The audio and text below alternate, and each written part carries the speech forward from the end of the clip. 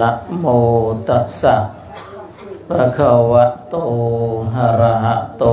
สัมมาสัมพุทธัสสะนะโมตัสสะภะคะวะโตอะระหะโตสัมมาสัมพุทธัสสะนะโมตัสสะภะคะวะโตอะระหะโตสัมมาสัมพุทธัสสะปุญญานิปรโลกัสสมิงปฏิทาโหนติปานินันติพระธรรมมีคาถาโอกาสเบื้องหน้าแต่นี้ไปจะได้ชี้แจงแสดงพระสัทธรรมเทศนาปรารภพิธีบำเพ็ญกุศลชาปนกิจศพของคุณแม่สมบูรณ์กะรำที่ท่านได้ล่วงลับจากโลกใบนี้ไปสู่โลกอื่นในวัย98 ปีแม่สมบูรณ์กะรำท่านเป็นผู้ที่มีบุญมีวาสนาแล้วก็มีบารมีบุญวาสนาบารมีเราก็คุยกันพูดกันอยู่บ่อยๆแต่บางทีบางครั้งเราก็ยังไม่เข้าใจว่าบุญคืออะไรวาสนาคืออะไรบารมีคืออะไรบุญวาสนาบารมีได้มาอย่างไรตรงนี้แหละที่แม่สมบูรณ์กะรำเนี่ยท่านได้เพราะท่านมีบุญมีวาสนาและบารมีที่ท่านเคยทำเมื่อภพชาติแต่ปางก่อนทุกคนอยากจะมีบุญอยากจะได้บารมีวาสนาเหมือนกันแต่ถามว่าเพียงแต่เราพึงปรารถนามันได้หรือไม่ซึ่งตรงนี้เราปรารถนาทุกคนแต่มันก็ไม่ได้ทั้งหมดลูกหลานของแม่สมบูรณ์กะรำย่อมรู้ดีว่าแม่ที่ท่านมีอายุยืนก็เพราะบุญของท่านวาสนาบารมีของท่าน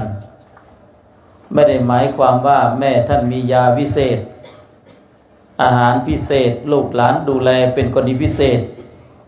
ก็ไม่ใช่บางคนก็อยู่สุขสบายอาหารการกินมีแต่ระดับอยู่ห้องแอร์สะดวกสบายทุกอย่างเขาก็ไม่ได้มีอายุยืนอยู่50-60ก็ล้มหายตายจากก็เยอะเพราะทรัพย์สมบัติเหล่านั้นมันไม่ได้เป็นเครื่องหมาย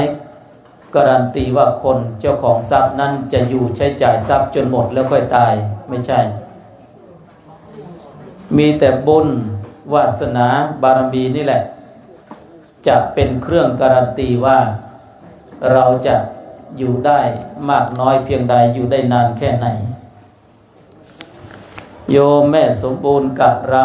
ำท่านเป็นผู้มีบุญตรงนี้คือความดีที่ท่านทำไว้เมื่อพบชาติที่แล้วเจียดปีเดิมเกิดสร้างบ่อนทุกเจริญ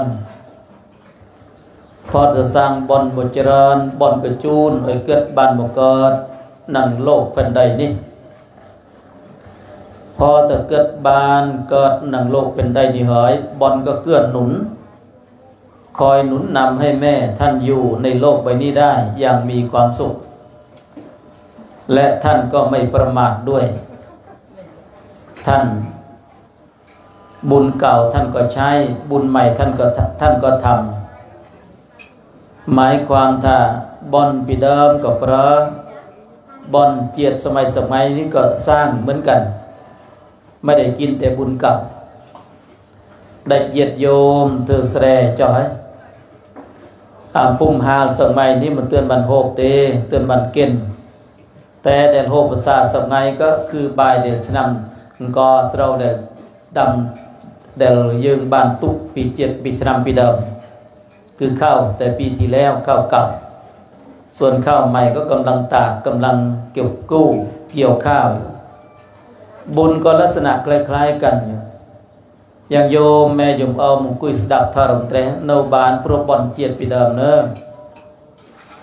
บอนเจียดสมัยนี้ยืมมันเตือนบันเปรโยมคลากับเธอบอนกับปงคอมเดลาบอนหนังจูนเดลาบอนหนังจุยพอแต่พอดวันที่16เฮ้ยเวียมันบานโชว์บานเลี้ยบกันหนอบอนเคยจุยเองตันเต้เนี่ยสู้เธอบอนลังที่ใจ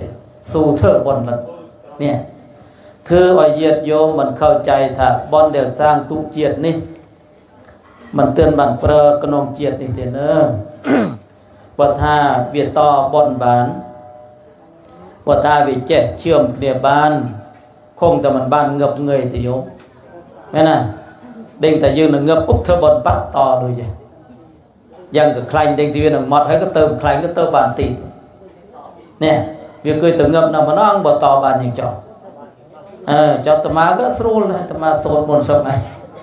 bàn mòn nặng người thế tụi má có thả to bàn này chó nàyแต่บอนเบี้ยมันเมนอย่างจ้อบอนเบี้ยปานเดียเปรโมสมัยนี้คือบุญเก่าที่เราทำไว้ แต่พบชาติที่แล้วเราเข้าใจอย่างนี้แม่สมบูรณ์กะรำท่านก็เช่นเดียวกันแม่เกิดเมียนบอนเจียดไปดามเจียบอนจูนให้เกิดบ้านมาเกิดหนังโลกเป็นใดนี่พอแต่แม่บ้านเกิดมาเฮ้ยบอนก็จูนให้เกิดเมียนอายุเวงติดอยู่นั่นคือวาสนา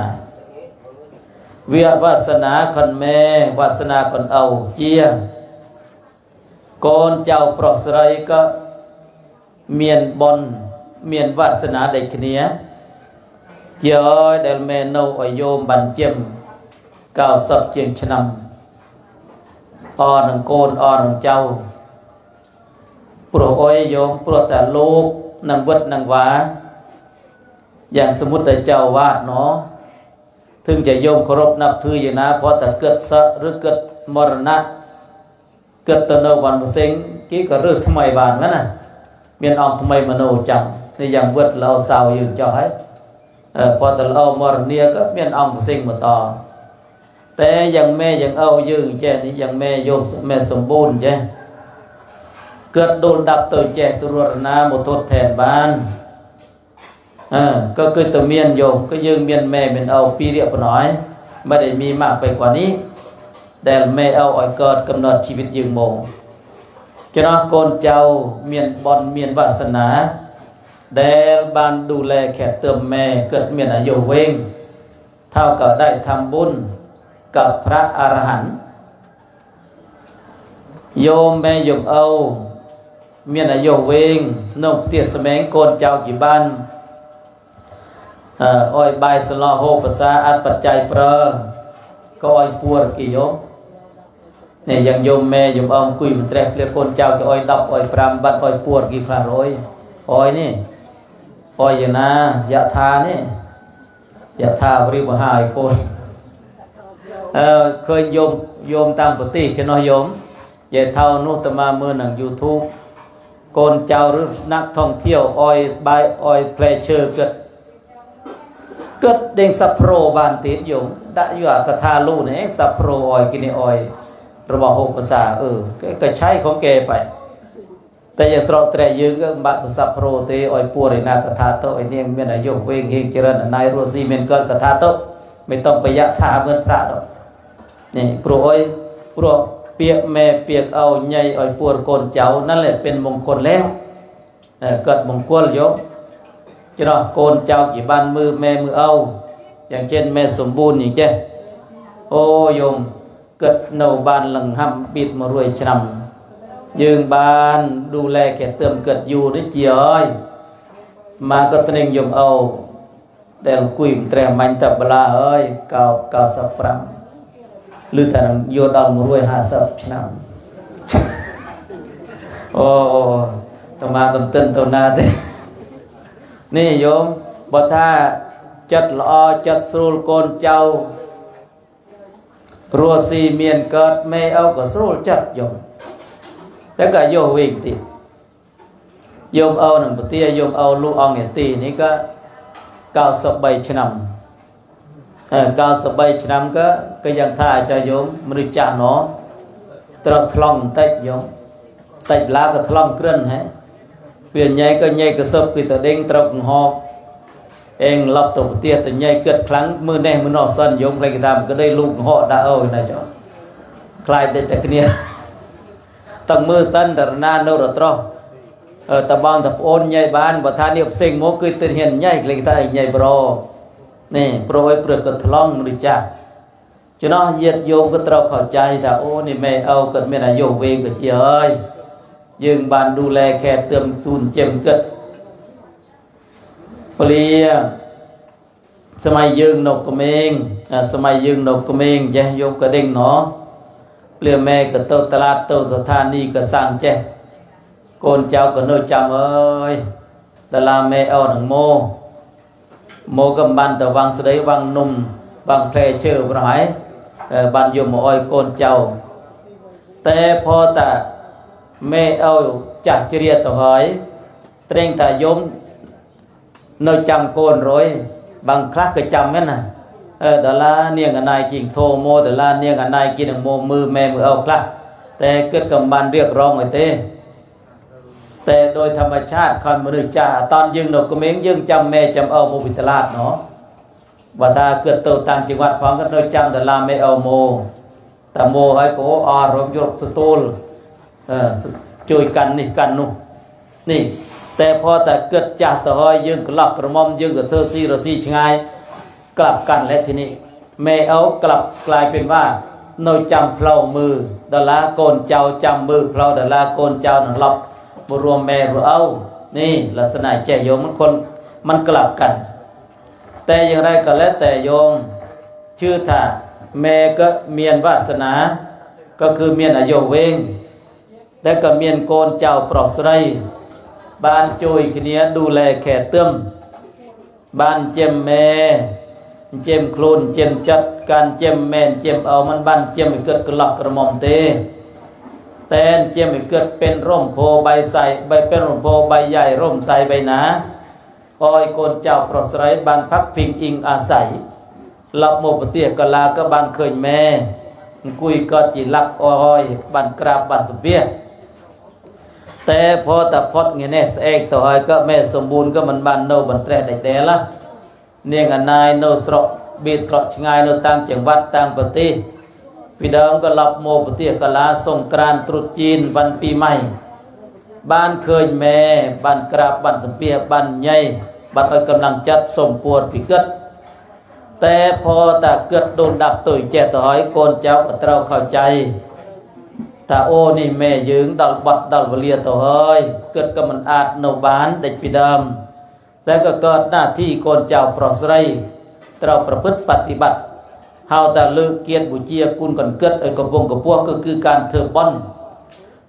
ន់ស្រោចទឹកឧទ្ទិសส่วนកុសលទៅអោយลักษณะយ៉ាងចេះកើតหน้าที่ของកូนចៅប្រុសស្រីក៏เป็นวาสนาของแม่ด้วยที่ได้ลูกหลานดีมีศีลมีธรรมะมีความกตัญญูกตเวทิตานี่คือวาสนาស្នេហ៍តរទេតបារមីពាក្យតាបារមីបន្ត្រេះយោមម៉ែសម្បូរក៏សាងបារមីទុកតែច្រើនម្លាលោកអង្គនេតិក៏មិនអាចដេញបានតែមកត្នេងកូនប្រុសកូនស្រីកនគិតដេញអូតាម៉ែគិតចប់ធ្វើបន់ម៉ែគិតចប់ធ្វើបន់ម៉ែគិតចប់សាងសង់ងามความជាកូនចៅបានឃើញរឿយបានចត់បានចាំបានមានឧបនិស្ស័យក្នុងការធ្វើបន់ដាច់ម៉ែនេះហៅថាយោបានមើលต้นแบบในการสร้างสมงามความเจียก็คือโยมแม่สมบูรณ์กะรำตมาเคยมีโอกาสบ้านหมติบันเตรโยมเจ้าภาพบ้านประรบไอสดับตาโอตมาเคยหมติตมาก็เคยดาร์มุเคยก็เด้งตริงราแต่เคยโมเตอแต่พอเจียโยมเจ้าภาพบ้านปรับมุนตาโอเมนให้เคยโมก็แสดงอ้อยเด้งตาโอนี่ตระโกลกะรำมันแตรมันเครียดใจปีเซลมันเครียดใจปีทาร์เมียนบอลตูบอลทมอ้อยอย่างนากำเดลจอลูกสองอ่างนินกาลปีมุนหมดตีนางเรายะถึงจำไหมนะตอนนี้มากำมุนเรายะหมดตีรูปเนี่ยตีร่างตะมุนโน้ตเนี่ย ตมามเตอเตปทายมมนหมู่บ้านตมากตีบ้านโอ้เรายะเกิดมดเอ้ยโอ้สมัยพี่ดอมโยมก็ยังท่าลูกมหากะใส่บนบารมีเราบ้านสกลเยียนสกลโยมเขตตรอกแตรยึงมันแตรเราก็นำโมเรายะเราเยือนก็เคยมาตีจุ่มคนนี้แต่สมัยเราเยือนก็ตีบ้านเด็กพี่ดอมแต่โยมเกิดมันคล่องเด็กพี่ดอมเกิดอาพาธเกิดมันสรูลนี่ก็เลยเต้าตีพี่ดอมก็ตีนั่งเรายะเราเยือนสาธุโอ้นี่พอแต่โยมเวงเมนให้ดึงนำคนนำเจ้าถือบนเอากระดาษกระหอมเนื้อคนเจ้าก็ตามพอก็หมดตีบอนตรอกก็โมตีนังตีหลงมหาธวัชชัยปีมุนก็นังบ้านหมดตีนังเราดำเราอ่อนเราเมาตัวโมเพราะแต่ปุ่มแต่นังบ้านตีเราเมากับกรุ่นพอแต่กรุ่นบัดแต่ให้แต่ตีจุ่มเนียบอมสิงแกลบอลตีให้ไปบวชปีชรามปีมุนเกิดกมรณะแต่ให้เราดำนี่ก็เลยแต่สมัยก็ลูกตีรุ่นลูกเอารุ่นตมาก็น้อมันประมาณอ่องแต่โยมส่วนมากก็ลูกกรอยลูกรุ่นกรอยลูกคนเจ้ากิตีพงตมาก็รุ่นจ่าเฮยก็เต่าคลาเน่าคลาแต่มหานิมิตก็เน่าเนิ่มเตือนเต่าตราเตะเจ๊โยมแม่โยมเอาว่าถ้าติดตามข่าวคราวเด้งแต่เกิดเน่าหรือเกิดเต่ากับบ้าวิชุใบปรามสดับว่าถ้าเน่าแต่ลือแสดงตามเตือนเต่าตราใช่ไหมยังอยู่เหมือนเดิม5 ทุ่ม 10 นาทีก็เทศไปจนถึง6 ทุ่มไงจันทร์ก็11 นาฬิกาถึง12 นาฬิกาส่วนตอนเช้าตี 5ก็ทุกวันแบบสร้างสับเจียงชะนำเหยก็เลยแต่โอ้เองกับเมียนบอนโยมกับเมียนบอนช่วงหน้ามันบ้านป่าเย็ดป่าโยมกับเบอร์วิจุสดับก็บ้านลือสมอปอสำเร็จก็จำบ้านอย่างโยมแม่สมบูรณ์กะรำจากบุคคลโน่นเซลโน่นทารถึงแต่เกิดมันสามารถกรอบมาสดับเซลทารบนแตรบ้านก็เจอแต่จิตวิญญาณขันแม้เกิดรับเด้งถ้าลูกมหานิมิตวัดกลางอารามหลวงบุรีรัมย์บ้านหมดติฉลองศรัทธาตามวัตถุประสงค์ก่อนคนเจ้าในบ้านนิมนต์อ้อยหมดติอานิสงส์มุศพก่อนเกิดมากันนี่ลักษณะอย่างแจเกิดวาสนาก่อนแม่พ้องเกิดบารมี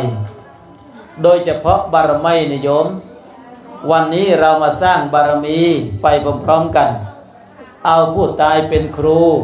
เอาผู้อยู่เป็นนักเรียนยัวบุคคลเลยคอยก็จิครูยัวเนี่ยนก็นรินไงแน่ยังมาเรียนเรื่องสดเรามาเรียนรู้เรื่องอะไรก็เรียนรู้เรื่องความจริงของชีวิตความจริงของชีวิตโยมแม่โยมเอาพิจารณาตัวเลยโดยเฉพาะเรื่องแดดยืงเราพิจารณาประจำเมียนโนปรำประการโมยชราธรรมโมมหิชรังอนัตติโตยืงเมียนความจักจริยก็จิกรึงปกติธรรมดาปรวดมันพอดปีรพยาธิธรรมโมมหิพยาธิงอนัตติโตยืงเมียนความเกิดจึงชื่อจึงกัดเกิดจิกรึงปกติธรรมดาใบมรณะธรรมโมมหิมรณังอนัตติโตเรามีความตายเป็นเรื่องปกติธรรมดาวิรุธมันพอดความเงือบแสดงตอรตีความพลัดพรากจากของรักของชอบใจยืงเต้าปราดเปรื้อจากใจปีกเนียนนอนไม่จากกันยามเป็นก็จากกันยามตายไม่จากกันด้วยร้ายก็จากกันด้วยดีไม่จากกันวันนี้ก็จากกันวันหน้าไม่ช้าก็เร็วแสดงตีนมาบดอโยมันพิจารณาทางกามุนาวัตติโลโกสัตว์โลกย่อมเป็นไปตามกรรมแสดงบนใหญ่ดาวตาพระเจ้าโยมแม่สมบูรณ์เกิดเมียนบอนเมียนวาสนาเมียนบารมีพอแต่แม่เกิดดูดับตัวแจตัวหอยแม่เกิดหนังเต้าบันตรานี่บันแตรพอเกิดโยมเคยเมียนเยียดเคยเมียนโยมบันสูดบันเตรงแต่มือเองเงือบหอยตัวตราพอท่านใหญ่ตามภาษาสระเตรเองก็มือเองดูดับตัวหอยอย่างสมัยไงก็เต้าเวดโยตัวชาปนกิจที่เมนหรือแต่เป็นสมัยก่อนก็ไปอยู่ที่ป่าช้า ยุตกอบคลาดจำเริญคลาดตามประเพณีปฏิบัติแต่ยังสมัยสับไงก็เต้าละเลื่อยเต้าจำเริญมันเต้านิยมกอบได้ปีเดิมเตดัดโยจะอังหมดเธอบอนโยจะอังตัวบนจ่อเทียดตุกตามกำแพงเวดตุกตามปัจจัดได้แต่อันนี้คือระบอบแดงยืงริมิลเคยจับต้องบานส่วนระบอบแดงยืงก็จีความสงสัยก็จีความไม่เข้าใจแต่พระเจ้าแม่เกิดโดนดับตัวเจ้าหอยจิตวิญญาณคนแม่นั่งตัวเกิดบนตรานี่บนแต่โยมเราขึ้นตามนะโยมเนอะเพราะถ้าโยมลงทุนเธอบอนนี้มันเม่นหมดติดหมดเจริญหมดกัดเพื่อนกัดมือกัดแซนแต่มัดปนากับไว้อ้อยตะโกนเจ้าปรสไรบานเธอบอนจูนหนูตื่นตัวอ้อยดวงวิญญาณคนแม่แสดงบัดหายืงกึดตาติตาพระเจ้าแม่ยืนหนังบานรับบอนกุศลก็น้องไงเนี่ยพองร้อยมนลูกหมดโซนอภิธรรมมนลูกหมดตี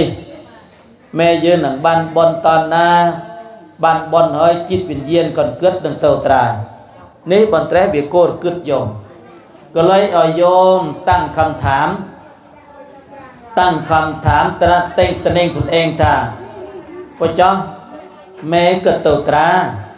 จิตวิญญาณกันเกิดเพราะวิระบาระมิลมันเคยแต่รูปกายของท่านเรารู้เราเข้าใจ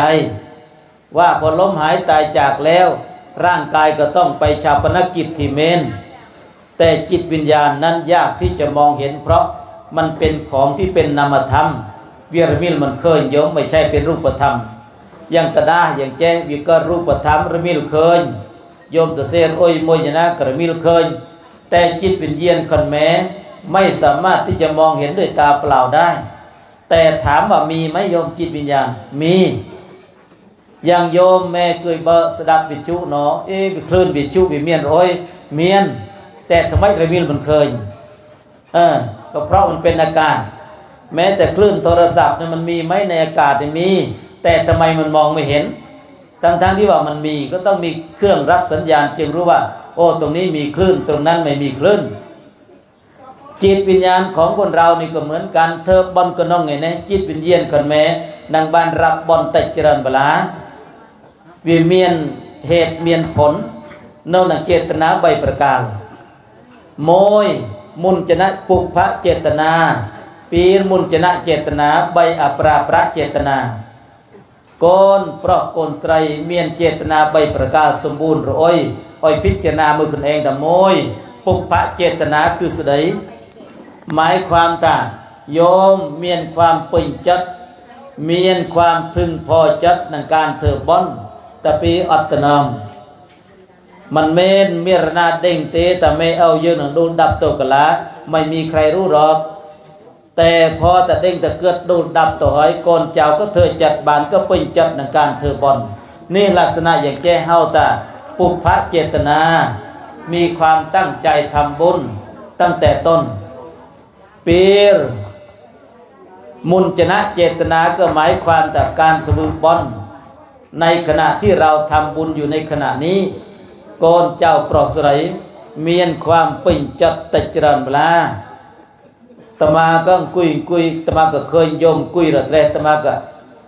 ก็ส่งใส่แต่โกนเจ้ากันเกิดเมียนจรันเวลาโยมแม่นี่เกิดเมียนโกนเจ้าจรันเวลาประปิลนตมัดร้อยประปิลโตมวยเอ้ยนประมวยพี่จ้านี่คุยระเรเมียนโกนเจ้าเกิดข้าตมัดนะแต่ถ้าแต่รถตบะมันเด้นี่ตรอกกิสดับตีเองต่างหากเราต่อสดับลูกตีสั้นคือพอเยียดโยมมันเด้งมันเข้าใจถ้าตอนเธอบอนมันท่าแต่ตอนลูกโซดตอนลูกตีเอาจาร์ก็ปรับแต่โอเจ้าภาพลูกหนังโซดลูกหนังตีบะเจนหมดตั้งหมดเด้งกระเกิดเจ้าภาพก็เด้งครูนไหมน่ะราดเด้งแต่ครูนเองเกิดโกนเมสมบูรณ์กับชับโมหรือบันมรุมสดับเธอสดับลูกตีลูกโซดตอนเงยพวกโอยโยมพวกแต่ตอนลูกโซดลูกตีนู่ฮาตาพิธีบำเพ็ญบ่อนแต่ตอนบ้องโอนกี่โมเกลียวกระนุ่งก็เขากับตอนรับแขกตอนรับแขกเคยเมียนกินใหญ่ไอ้สดับปีเดิมแต่เมียน เอามาเนี้ยเกิดโคจโกนเจ้ากันเกิดเมียนตระดับโยมโกนเจริญเมียนพอเมียนกัดจีพอกัดจีครูเมียนแต่ข้าราชการแต่เมียนมีไรตูดมวยโกนกรอยกี่กำพอดเวียเรียนมันเก่งโยม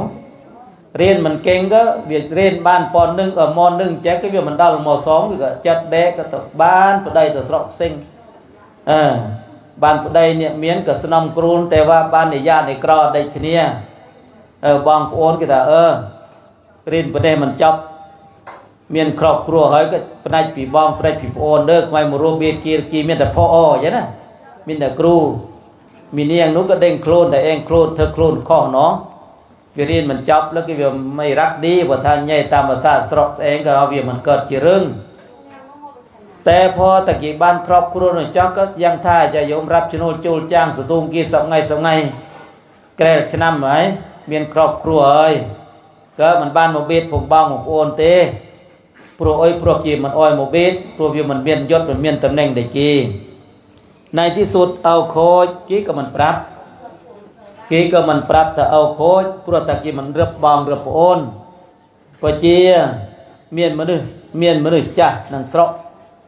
เดินเลาะเกี่ยวกับจุยบอลรับโมก็เคยผงเนียงนี่หนังได้รับชนวนจูลจ้างสตูงกินเอารับชนวนสตูงเกิดกับปรับแต่เอง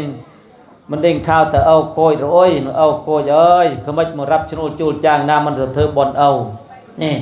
พอตะเนียงลืออย่างเจ้าก็โคยจัดโยมยุมเรียเฮรามมันตู้จัดไอเต้แต่โคยจัดพวกบางโอนกี่มันปรับพวกกี่ปนัยจอเลยพวกเองยาเองกรอเองรีนมันจับมันบ้านเกิดเจ้าก็เลยหนึ่งกี่แต่ก็จังเธอบอลในเอาอยู่พอได้จังเธอบอลในเอาก็ปรับได้แต่บางเงินในเองสรับชโลสตุงแต่กันละไงแต่เจ้าพวกไงแบกินในจำเริญเอายืงบ้านเธอบอลในเกิดพวกกี่ตั้งศพตุจะได้ไงเฮ้ยแต่ยืงมันเด้งถ้าลื้อแต่ในจำเริญเงี้ยเนี่ยได้ก็เอาโมยเต้บ้านเธอบอลในเกิดอัดปัจจัยก็มันบ้านตะเมียนในเจริญเวลาแต่อ้อยบ้านเธอบอลก็เลยบ้านคายชนูนบางไงแซ่สบาดปีเดิมโยมบ้านตะดาลใบรวยอย่างสมัยไงปีเดิมก็เมียนประแค่เบี้ยผู้สูงอายุอย่างสมัยเต้นิ่งกุยแต่แรกยังได้แค่ที่เนาะเต้กับบ้านเนาะสนอมหน้าสมัยนู้นได้แค่กันยิ้มความเนี่ยลึกคลั่งนะประแค่จังพอแต่ไงเละจังก็สงัดโปรลงทุนตัวเจริญลงทุนตัวเจริญเพื่อบ้านวิ่งก็เทียนใหญ่ครั้งแข่งโจรเจ้ากี่ลื้อเนาะคนเจ้ากินลืมเป็นโต้เตะนะกี่อ้อยมาเปรย์เองก็ตัวลงทุนนะพอตาลงทุนก็ลอยเตะก็ไม่คนเจ้ากินเด้งไปกินท่าเองผู้จังบ้านนะพี่แสดงอ้อยเย็ดโยมบันเด้งมันเข้าใจถ้าพอตา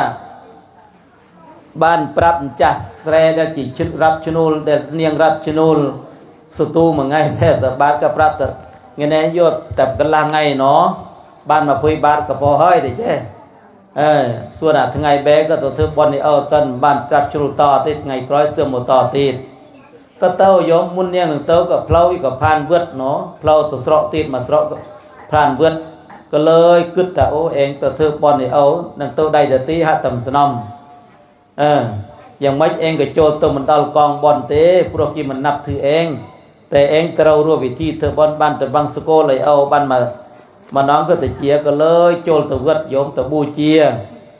ยสบังมาพื้นเนี่ยสบังมาพื้นแต่สลิลุสลิปรับแต่เอาย่อมสมบูเจียสบังบันมาพื้นเยอะตะบังสโกเลยเอากึดโคยแล้วเอาก็เด้งแต่เนียงนี่บันได้ในญาติในคราวก็ปรับแต่เนียงเอ้ยอยู่เติมบะบูเจียเต้เราอ้อยเรารุมตะบอลผอมเนี้ยก็แต่มันพร่วมแต่เราก็ในจีบ้านเธอบอลเฮ้ยก็มุนเรารับตัวเจ้าอ้อยระบอนี่เกิดจีคอนเนียงก็ไม่เอาบะสงสัยบ้านเธอบอลนั่งเราเอาพองบ้านเธอบอลจูนนี่ก็ไม่เอาพองเราเอากำเท้าเอาเจ้าแล้วแต่ก็เลยบ้านถวายลูกโตแต่บ้านยวดผ้าสบงไปแล้วก็มันบ้านโจตดอลกองอำนวยการโอ้ยตัวหนังเมนโยมลือศพตู้หนังเมนเอ้ยตัวดอลวิธีประชุมเพลิงแค่ปุ่มดาวเพลาโมบางโอนเมียนยศเมียนตำแหน่งแขกเรือกิจรเนียงก็มันบ้านโตบันตรอโตดอลเมนก็ตะเคยลูกตาโยมลูกตามาอ่องคุยหน่อยจำก็จีประเทียนซองลูกตานุก็เจ้าคณะอำเภอนั่นมันเมนลูกตาธรรมดาเว้ยมนุษย์เองตัวเด้งโอ้ยแต่นาเจ้าคณะโอ้ยแม่น่ะเคยแต่ลูกจ่าให้ก็ลูกตาไปหน่อยลูกตามนพิจารณาพระ ผาดสบองไอ้เนียงบ้านเธอบอลไอ้ขโมยเอาพองลูกตาก็เงยเนาะลูกตาจะพนามปื้อนะโบอยู่ร้อยก็ดิ่งตามบ้านเราถือโคลนไว้โยมเนี่ยก็เลยตกพิจารณาอนิจจาใบจ็อบบ้านสปัวระเนียงบ้านยุดเธอบอลแล้วก็อัดปัจจัยเด็ดดะต้นซองตามประเพณีปฏิบัติก็อ้อยปัวเนียงก็บ้านสลอยตึกอุตึกส่วนก็สาวตะดาวขโมยเอาเนียงก็บ้านหลับตกเตี้ยต้องรับชโนจุจ้างไอ้กรอยต่อเตี้ยพอเจียยกไงน้อยโยมขโมยเอาก็บ้านตะโจลอยู่ซับกูมีเนียงโกนใส่เอาก็ปรับตาโอเนียงเอ้ยเนียงเจ้ยเดี๋ยวเนียงบ้านเธอบอลให้เอาบ้านเมียนคอเมียนเอาสลิกนี่บ้านเมียนหกหาใบสลาวันหกบ้านภาษาก็เดลเนียงเธอบอลต่อยเอาก็อัดมาแก้ไงเอ้ยแต่ปีดูดับเตอกำแจบ้านบอลนำมานองเนียงก็เตรงหนึ่งใหญ่หนึ่งเอาในความฝันน่ะโยมกับปราถนามักกะไทยจะเอาพงบองพงโป้พงบองกิเธอบอลให้เอาหลังแกล้ยุบกระเนเตอมือกิจัดบอลก็จะตู้มือเต้นหลังประมาณขนองไว้มือมารุมบอลมายุบก็จะเตะไงเนี่ยก็รู้แต่เมียนแค่ผู้มีเกียรติมารุมบอลกับเป่งเปื่อยทำไมถ้าเอาแต่ปีดูดับเติมมันบ้านหกมันเตือนบ้านหกบ้านภาษาเติบตะบ้านเดลเนียงเธอบอลต่ออ้อยเอามาก็เกิดอย่างจ้อขโมยเอาก็บ้านปรับแต่เนียงเอ้ยเนียงเบี้ยกับเมนไหนกิเธอบอลทมนะแต่กิมันบ้านเธอเอาอะกิเธอบอลอยู่มุอยู่มืดคนกี้กิเมียนแต่เจ้าใหญ่ในโตโมตอนลุงโซนกี้กับมันบ้านหมดซอยตึกไว้เอากี้กับบ้านหมดสดับไล่ต่อรับแขกผู้หลักผู้ใหญ่มาพอตอนลูกโซนกับบ้านหมดตอนรับบ้านหมดรับบ้านหมดรับบอลโลนตอนลูกเตะกับบ้านหมดรับบอลโรยบอลต่อหอยเนี่ยนังจำเริญเอาต่อหอยกำแจ้เมียรนาบันเทอบอลซอยตึกไว้เอาเมียแต่เนี่ยสระนี่แสดกี่ซอยเนี่ยสระนี่แสดกี่ซอยกี้ก็เด้งเตอกี้ก็ระลึกดาวบางโอนคนกี้ก็เต้าเอ้ยแต่คนเจ้าเอาก็เมียรนาหมดซอยตึกอ้อยไล่ต่อตอนรับแขกกี่แจ้นี่โยมแต่เลยตึกแต่บ้านเดลเนียงบันเทอบอลอ้อยนี่พอบันโฮบันภาษาก็เลยบันเทใหญ่ดาวโจลตะดาวเย็ดดาวโยมเธอบอลตะโอโยมเธอบอลก็ไม่เธอบอลจอลอ้อยเธอบอลยัวเธอบอลจอลก็เธออ้อยแต่โรยโยมอย่างโยมสบายเสราจ้ะสบายเสราด่าเวียดแสก็ไปเกิดมันเกิดเรื่องกันเวียดตัวสบายจอลตัวเจ้บ้านตะมือตะบีเมียนตึกเมียนจีรเมียนสมาเมียนวัดจะพื้นอ้อยแต่บัดท้ายยืงสบายเสราโยก็ตะมือว่าเวียเพาะสำเนเพาะสบายบ้านร้อยวีเลือกปนเนพอได้จีเรร้อยพงวัดจะพื้นวิจารณ์เธออย่างไม่นังกำจัดวิบาลนี่ก็ยุดจัดตุกดะนังโซนนังแสดเปรียบผลผลิตใจโมวิกละอการเธอบอลได้ขี้เนี่ยจะโยมมุนชนะเจตนาในคณะเธอบอลโกนเจ้าเจ้าภาพเตาบานสดับลูกโซดเตาบานสดับลูกตีพอแต่ลูกโซดลูกตีจับตอนลูกยะถาก็เติบบานเธอบอลสลอยตึกต่อยเกิดสลอยตึกตอนนาสลอยตึกตึกสุดาวมอยก็ตอนลูกยะถายะถาวริมหาปุราปริปุเรนติสาครังตอนเตะอ้อยสลอยตึกอ้อยขมอดยะถากรวดน้ำให้ผีพอแต่ดาลูโสดบทสัพพีติโยก็ชกสลอยตึกลึกใดปนน้ำโยบอลคนเองยะถาให้ผีสัพพีให้คนนี่พอท่ายืงเข้าใจวิธีการปฏิบัติเรื่องเทอร์บอลเจ็ดมนุษย์เดลโคยกับบานมนุษย์เดลรัวกัตบานเนื้อเดียรัวกัตบานเนี่ยโคยกัตบานบ้านดังเนี่ยโคยเนี่ยรัวโปรอ้อยโปรแยกเนี่ยกัดสัตว์กัดส่วนอ้อยขโมยตอนหน้าโยมตอนลูกยะถาสลอยตึกตอนสลอยตึกนี้ยืงหนังท่า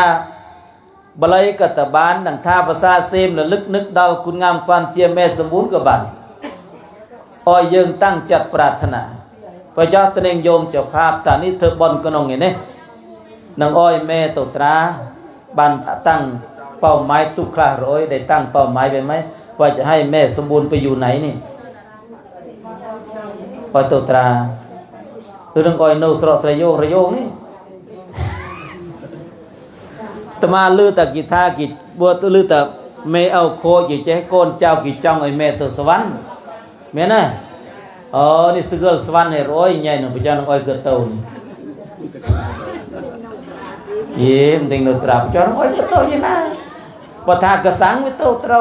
เมื่อก็เต่าแต่สวรรค์นะโยมเต่าเกิดตามเนื้อน้องอ้อยเกิดเต่าสวรรค์นี่มันแตรโยมทำไมจังไอ้เกิดเต่าสวรรค์พวกกิตาสโรลไหมนะสวรรค์สโรลนะพระเจ้าโยมคุยระแตรจังเต่าสวรรค์ให้ร้อยโน มันจังสรูเลยโอ้ถ้าจะจังสรูได้แม่สมบูรณ์เด้อนิยมเรื่องสวรรค์นิยมสวรรค์นี่เป็นภพภูมิที่อยู่ของคนที่มีบุญมนุษย์เมียนบอนเมียนกุศลดูดับต่ออ้อยตโนสวรรค์สวรรค์นี้เมียนประมาณเจียนที่เราคิดตัวติดอยู่พอทายยืงเด้งท่าสวรรค์เมียนประมาณเจียนยืงหนังอ้อยแม่คนยืงตัวสวรรค์เจียนนะยืงปรารถนาบางแต่มาเจอแต่โยมมันเต้นเด้งแต่เนาะแต่สวรรค์เมียนประมาณเจียนหรือไม่นะเด้งกล้าคุยสดับเทินมุกแรกเคลื่อนแต่ลูกแต่ยะแต่คุยตีเถอะสวรรค์เมียนประมุยเจียนโยมจุยในจำเนื้อบันอธิษฐานในเต้าเมียนแต่เท้ามวยในโยมเอากี่เงือบโยมกี่ทัดอธิษฐานอ้อยตัวแต่สวรรค์เจียนเก้าเลยโยมไปสวรรค์ชั้นเก้าเจียนประมูลแต่มาก็เลยแต่โยมเด้งร้อยแต่สวรรค์เมียนประมาณเจียนนี้มันเด้งเต้แต่ตั้งเอาไว้ไปชั้นเก้าไว้ก่อนชั้นเก้านี่วิตเลิศสวรรค์โยมนี่ราอ้อยขโมยเมฆขโมยเอาแต่สวรรค์ชั้นเจ็ดชั้นแปดชั้นเก้าตเลิศสวรรค์แล้วนู่นตะนงดาวข้างนู่นตะเองงงวิ่งนู่นตรอกเกิดตะเมียนเขียวไอ้ก็ตเลิศเฮยแต่บทธาตุอ้อยโตหนังสวรรค์ชั้นใดชั้นหนึ่งเนี่ยเทวดาเทพบุตรเทพธิดาเนาเมียนกรุบเจียนโยมในบรรดาสวรรค์6 ชั้นชั้นที่โมยชั้นจาตุมชั้นที่ปีรชั้นดาวดึงชั้นที่ใบชั้นยามาชั้นที่โบนชั้นดุสิตชั้นที่พรามชั้นนิมานารดีชั้นที่เจนที่ประมุยชั้นปรานิมิตวสวัสดีนี่บนไตรโยสวรรค์เมียนประมุยเจนส่วนพรหมเมียนประมุยตนอบเจนสวรรค์เมียนประมุยพรหมเมียนประมุยตนอบต่างกันก็ตรงนี้โยมจะไปสวรรค์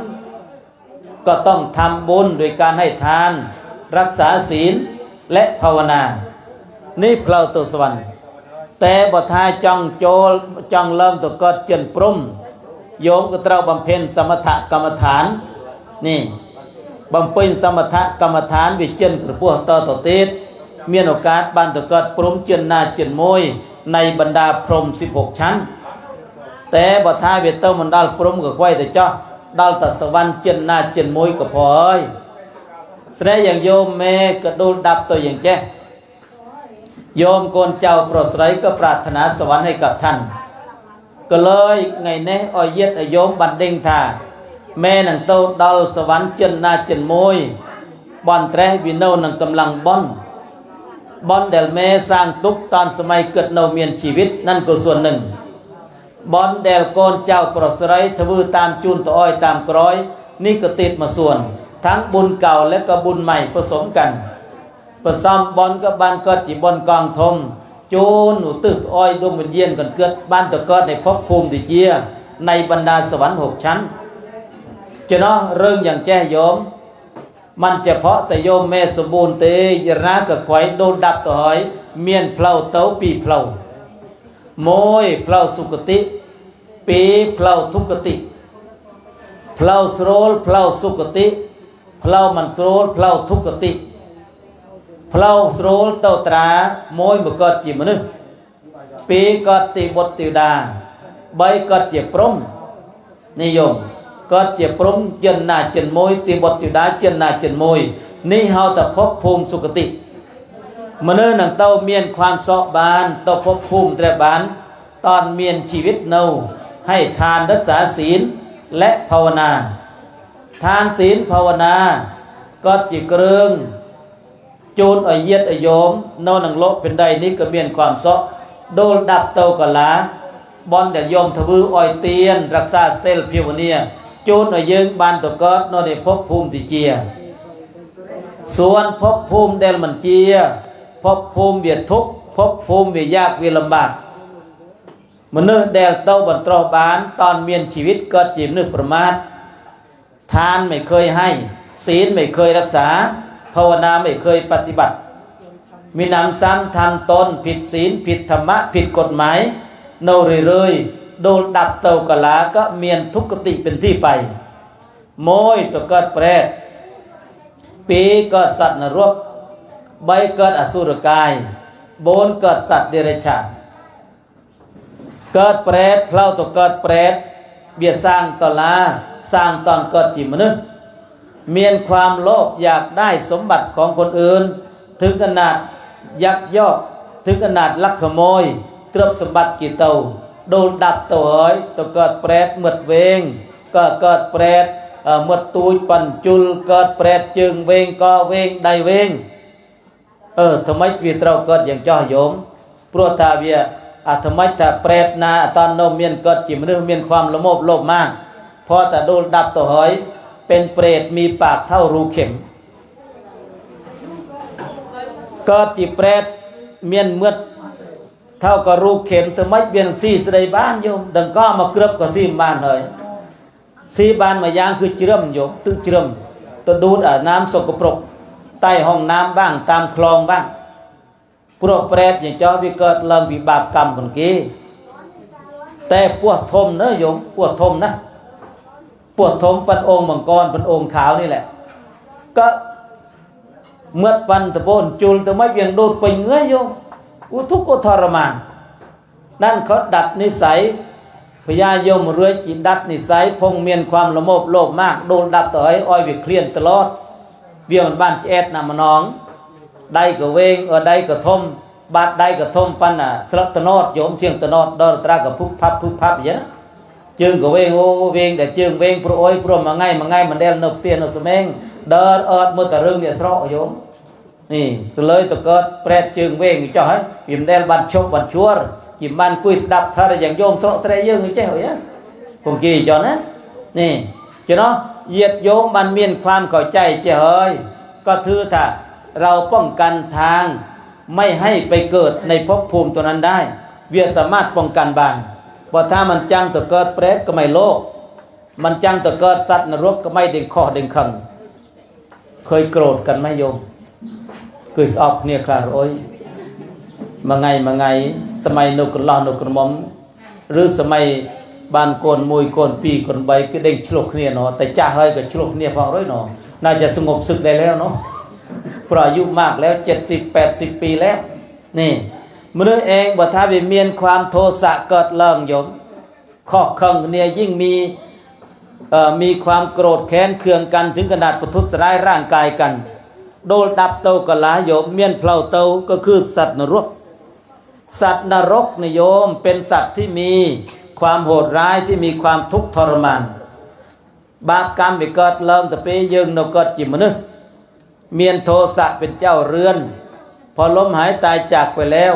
ก็ไปสู่นรกภพภูมิต่างๆในขุมต่างๆแสดงวิเมียนอสุรกายวิเมียนสัตว์เดรัจฉาน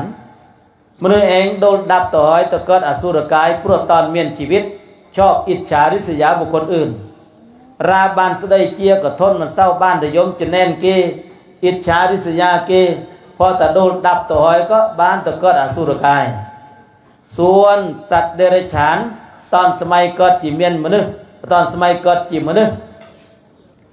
เมียนความลุ่มหลงไม่รู้จักบาปบุญคุณโทษ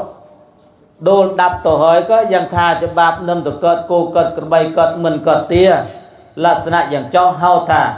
บุคคลที่มีโมหะเป็นเจ้าเรือนแสดงโยมเธอบอนอย่างแจ้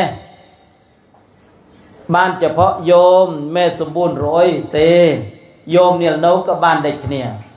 เพราะในระหว่างที่เราทำบุญนั้นจิตใจของเราก็สงบแล้วจิตใจของเราก็ไม่โลภไม่โกรธไม่หลงแล้วเมียนจัดละอนี่ลักษณะอย่างแจ้เป็นการเตรีย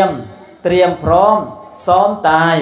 เตรียมตัวก่อนตายเตรียมกายก่อนแต่งเตรียมน้ำก่อนแรงเตรียมแบงก่อนที่จะเดินทาง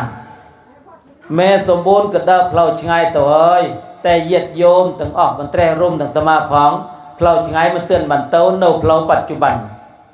พระเจ้ายังนังดำเนินชีวิตอย่างนาอ้อยเมียนความซ้อนังภพภูมิปัจจุบันก็เต้าโยธาคอนประพุทธก็จะกรึงประพฤติปฏิบัติไงแน่อ้อยทาร์อย่างเหยียดโยมโยตเปรบนคอนะโยมเนอะโมยโลกคือหมูสัตว์อัญชราเข้ามาใกล้แล้วไม่ยั่งยืนปีโลกคือหมูสัตว์ไม่มีผู้ต้านทาน ไม่เป็นใหญ่เฉพาะตนใบโลกคือหมูสัตว์ไม่มีอะไรเป็นของตนจำต้องละทิ้งสิ่งทั้งปวงไปบน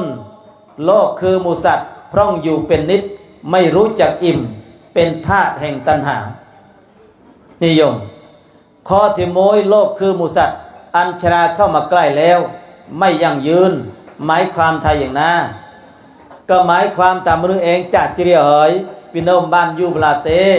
ออยเด่งเตรียมตัวก่อนตายเตรียมกายก่อนแต่งเตรียมน้ำก่อนแล้งเตรียมแบงก่อนที่จะเดินทางเตรียมตัวก่อนตายเนี่ยปลายปรับตุกตาออยเด้งเลี่ยห่วงเขกราวละห่วงนอกสำรอกห่วงในพิจารณาถึงพระไตรตั้งมั่นในพุทธคุณนิ่งกุยมันแตรเด้งโคลนร้อยแต่ยืงจ่าเฮยโยมเด้งเด้งเอ้ยแต่เด้งติดจริงนี่ตอนติดร้อยท่ายืงตอนจ่าจิเรียตัวเจ้าเฮยยืงหนังเน่าจ่าตัวติดบันยูเวลาติดนี่ยืงก็มันเด้งบานโยมสาธุนี่มุกมันรอบเฮ้ยปีเฮ้ยโอ้สาธุหนอบ้านปีรอบเนี่ยนาคลามเตือนบ้านนามารอบโอ้สู้เต้าประชาชนอยู่นะไอ้เฮ็ดไอ้โยมบ้านดิ่งบ้านเข้าใจถ้าโอ้นี่เต๋อมนุษย์เองเบียดเราดิ่งเตรียมโยมเตรียมตัวก่อนตายเตรียมกายก่อนแต่งเตรียมน้ำก่อนแล้งเตรียมแบงก่อนที่จะเดินทางเด้งแต่โคลนยังจ่าเฮ้ยก็อ้อยเตรียมนี่อย่างโยมมองบอลขโมยอย่างแจ้โยมบ้านสเกตกลาโรยแต่เอาจารโยมมอจองก็ได้ขโมยผังโรยจองก็จึงขโมยหรือจองก็ขโมยผังโรยบ้านนู้นเลยได้ดูไหมบ้านจองแต่โยมจองประมาณบอลใบนี่จองก็ได้จองตราติดจองจึงเมนนี่หนอเมนน่ะเมนจองนี่คุยระแตรราคือป้าจองเลยคุยอ่อนแต่ก็จะหนูระแตรแล้วไอ้ขึ้นจับจองราดื้อจับจองทุกมุนทุกได้หนูจองโรยแต่ไม่รำไรโอ้โยตมาสมัยหนูก็เมงตมาก็กึดได้แค่นี้เองแต่ทำไมกิจเราจองขโมยส่งไส้พวกกเมงสมัยปีเดิมชอบลีกปูนตอนยุคนี่นะรู้จักลีกปูนนะเล่นซ่อนแอบไงยกปลบคนกเมงสมัยปีเดิมมันเมียนโทรทัศน์มือมันเมียนโทรศัพท์มือปีเต้าลีกปูนโยมเล่นหลังเบะเยอะเนาะบ้านโมเดลโมปูนบ้านนี่สเน่กเมงลือแต่หน้าเมียนมือจักโคตรเมียนมือจักเงือบจักเกยเฮียนลิงปูนโอ้ยโยมคลายขโมยก็มีไฟปีเดิมเด้งคลายขโมยสเน่ลือแต่ยีบาคลายเต้เองตะลิงปกติเอาจารกี่จอมทุเรียบร้อยเฮ้ยดิเจ๊นี่จองก็ได้จองก็จึงก็นั่นมันเนี่ยกึศแต่จอแต่เอาจารกึศจอมพวกมันอ้อยขโมยแต่เธอกอลคนก็เมงเลยรวดลิงบ้านแต่พอแต่บ้านมาโบเรนโมอย่างแกโยมเนี่ยมาเรื่องเลยมันคนละเรื่องเลยแสดงเทปมาอย่างสมัยปีเดิมหรือแต่เมียนตรากิดดขโมยนำเนียเตาตอนกิดดตะเนิมสดยมตะเนิมแผลดงได้เอาจารปุกกาบแผลดงหยดตึเลียงมุขโมยเดือดร้อยให้ก็กระจอบอกตะกรอยก็เมงก็นำเนียตะเนิมแผลดงน้อยโยมตะเนิมเนี่ยคำเนี่ยมามัดปีมัดก็ทำคำก็ไม่อ้อยเวียเดบ้าไม่อ้อยเวียเดคำทำไมโว้ตะเนิมเนี่ยมันเต้นโยนสมัยปีเดิมจ้าอย่างสมัยก็มีเงินโน้ตตะเนิมเฮียร้อยใครดูจ้ะมันตะเนิมนี่เนาะต้องตริงเอาจารก็มีเงินตะเนิมของร้อยมันตะเนิมเต้เนาะพอถ้าสมัยผมตมาปีเดิมตะเนิมเนี่ยถะเนี่ยเนาะบ้านขนาดเนี่ยบ้านเฮยโน้ตตะเนิมอยู่ไปได้เนี่ยบ้านมาคำนำมามัดตะเจียกี่เท่าก็ไม่เดะบาร์ก็ไม่เดะคำทำไมปน้อยเองตอนนั้นเนี่ยหลังเอาเป็นเอาตายนะสมัยก่อนแต่ทุกวันนี้เด็กไม่แย่งกันไปแย่งอย่างอื่นแย่งทานบ้างอะไรบ้างแล้วแต่ตามยุคตามสมัยก็เลยหมดใหญ่ดาวบันเทศาประจักษ์ขโมยโยมแม่สมบูรณ์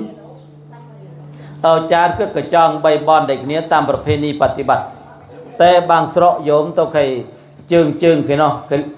กี่จองบูนบอนก็เหมียนปรำบอนก็เหมียนจ chọn có đáy chọn gần trúng chọn có chật chọn có chừng đinh lạc sụt mô bị trái dương gầm đỉnh tê bà tha đôi từ thua bayอย่างsọ sẹ dương cái chọn bay nó chọn có đáy chọn có chừngพวกเราเองแต่การจองนี้ก็มีความหมายแต่มันเมียนแต่จองมันอ้อยขโมยแต่เธอก็เมงอย่างความเข้าใจก่อนมหาสมัยเราก็เมงอ่ะก็จองไอ้เย็ดโยมดิงแต่รันเตี้ยก่อรันเตี้ยก่อได้รันเตี้ยก่อจึงมีความหมายแตกต่างกันออกไปเอาจ้าคือเลยบลัยตุกท่าบ่ท่ามยมมาจองก่อเกิดปรับท่าปุตโตขีเวมาเตี้ยก่อได้ปรับท่าภรยังหัตเถมาเตี้ยก่อจึงทะนังปาเทนี่บลัยภาษาบลัยแต่บ่ท่านใหญ่ตามภาษาสระแตรยึงมาเตี้ยก่อปรับตุกท่าโกนปลอกโกนใสเกิดเตี้ยก่อไม่เอาโยมแม่สมบูรณ์เตี้ยก่อเกิดตุกเมียนดอกปิลสับไงนประมวยโยมก็สังเกตมือว่าบ้าสังเกตดังแม่เตสังเกตตรงท่าตอนยืงเมียนโกนปลอกโกนใสโยมหงโกนกล้าร้อยเป็นห่วงไหมลูกหลานโตหมดหรือยังโตหมดแล้วและยังห่วงอยู่ไหมห่วงนั่นแหละแม่เอาโยมเรื่องเตี้ยก็ไม่เอาคือโกนปลอกโกนใสส่วนเตี้ยก็ใดเดลเอาจารกึดจองภรรยังหัดเถอเย็ดโยมบันดิงท่าสามีภรรยาเป็นบ่วงผูกแขนของกันและกันเอาไว้บ่ท่ามันเมียนประใดมันเมียนประปนเต้าตราก็โซลตะมือมาล่ำลิเกเพื่อปรึกก็มีราเท่าไอ้มันน่ะแต่บ่ท่าเมียนโกนเมียนประใดเมียนประปนโอ้โยมเต้าเที่ยวมันมือวิเลียได้สมัยปีดามเคยตะบ้านเยิงเราคนที่มีครอบมีครัวมีสามีภรรยาเราอ่อยเกียรติซึ่งกันและกันไปไหนมาไหนก็ต้องบอกกล่าวกันเมียนเจ้าร้อยโยมเจ้าพาแม่น่ะหลังเต้าตราก็บ่ท่าเมียนประใดก็เราปรับใดแม่น่ะตาเตวดบ่ท่าโยมพร้อมเมียนประปวนหลังเต้าตลาดเต้ากระสังก็เราปรับกับเต้ากระสังแต่ยังตะมาแจ้มันเมียนสุดได้แจ้ตะมาตะปรับนะปรับตะคนนี้แต่ตัวตีพวกน้อเองอยู่บ่ท่าถึงไงอย่างแจ้รับโตฮะแต่เคยคนนี้กินเอาคลานกินสังแต่ยกปลุกเดี๋ยวยกปรำทุ่มประมวยทุ่มบางทีโตชงายตัวตีชงายรับหมกดาวยกเรากี่สงัดจริบมัดเอ้ยมีราหนูจำมือเพลาบ่ท่าอย่างเย็ดอย่างโยมเจ๊เมียนไหนเมียนประปนเมียนโกนเมียนเจ้านั่นแหละคือรันเตี้ยโยมรันเตี้ยก่อได้รันเตี้ยก่อคนเย็ดคนโยมแสดงรันเตี้ยมาบ้านคือรันเตี้ยก่อเจิงคือสุดใดคือตรึบสมบัติท่านนางปาเทหมายถึงทรัพย์สมบัติที่ญาติโยมแสวงหาแม่สมบูรณ์เกิดเมียนตรึบสมบัติเมียนโซนเมียนแสนโอยตราโน่ให้เกิดจีรันเตี้ยก่อเจิงกระตุกแต่เนื่องจากแม่เกิดเมียนเซลเมียนทาร์เกิดโจรวัดโจรวาเกิดเข้าใจสัจธรรมเข้าใจสัจธรรมดัลบัดดัลบอนโซนแสนเกิดเมียนเกิดก็อ้อยโกนในเจ้าเกิดมันบ้าตกกงบ้านเลยเตะเรื่องอย่างเจ้านิ่งกุยระแตรก็บ่ทายโยมเมียนโซนเมียนแสรก็โยมตุกก็ยุ่ไหมน่ะดัลบัดดัลเลียก็อ้อยโกนเจ้ากิตโตมัดเองจ่าเฮยก็บ้าตโฮงอ้อยเรื่องอย่างเจ้าบ้านประแค่ประมวยรวยประปีรวยก็โฮงเตอ้อยโกนเจ้ากิดำเนินชีวิตเตบ้านเธอซีโรซีต้องเกิดกรรมสิทธิ์ของเขามันจะได้ไม่ต้องยากลูกยากหลานบ่ท่ามันแจแบ่งแจโอยเองดูดับตัวก็โกนเจ้ากับบ้าฟ้องร้องขึ้นโรงขึ้นศาลฟ้องคนตายตามกฎหมายกิจาทุกอย่างจ้อแต่บ่ท่ายิงเด้งเลี่ยใจเลี่ยจอแต่เปยิงมันเตือนดัลบัดดัลล้อโยมยังมีสติสัมปชัญญะดีโกนเจ้าก็สรูจัดยิงก็สรูจัดโดนดับตัวก็ลาก็บะหงโซนหงแสมบะหงปะเตี้ยหงสเมงนี่ลักษณะอย่างแจ้เฮาตาโยมเมียนความเข้าใจในบ่วงสามบ่วงแล้วถามว่าบ่วงผูกคอ